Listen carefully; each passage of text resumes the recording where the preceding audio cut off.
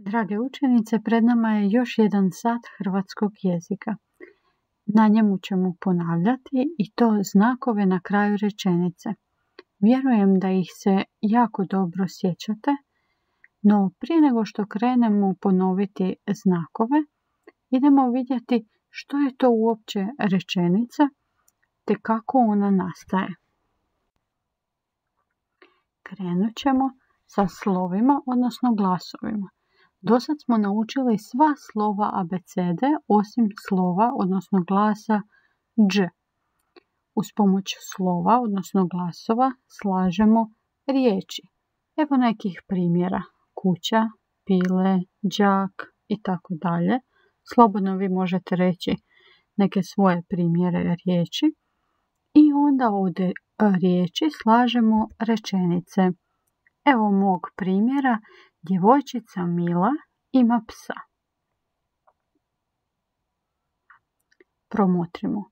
Što se nalazi na kraju rečenice? Svaka rečenica na kraju ima znak.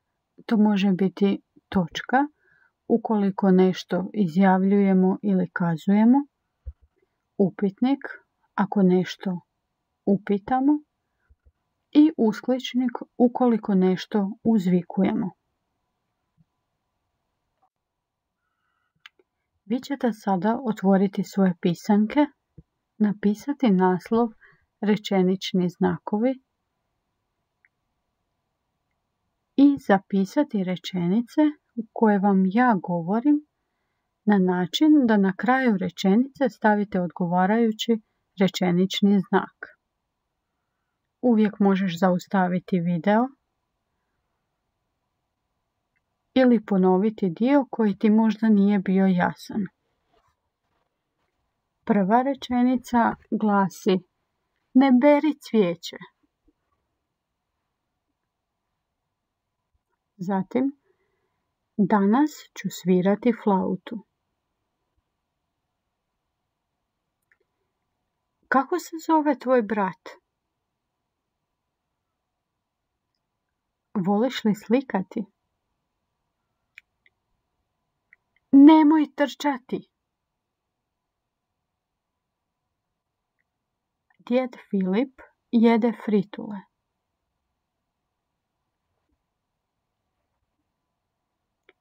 Slobodno ponovi rečenice ukoliko ti nisu bile jasne.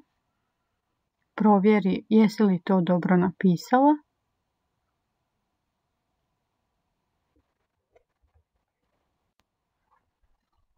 I ovdje se nalaze rješenja, pa usporedi.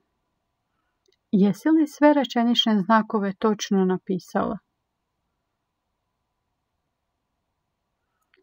U našoj virtualnoj učionici pronalaze se još neki zadaci koji ćeš pronaći ispod ovog videa. Riješi ih.